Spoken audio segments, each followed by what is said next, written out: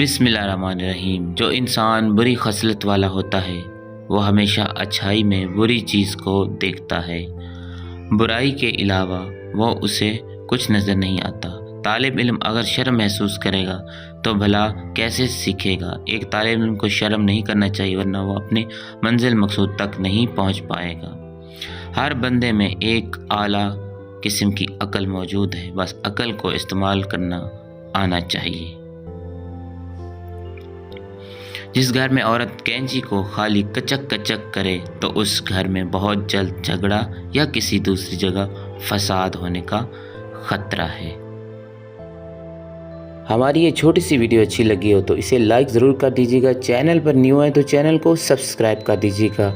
ملتے ہیں next video کے ساتھ، دعا میں یاد رکھیے گا۔ اللہ حافظ۔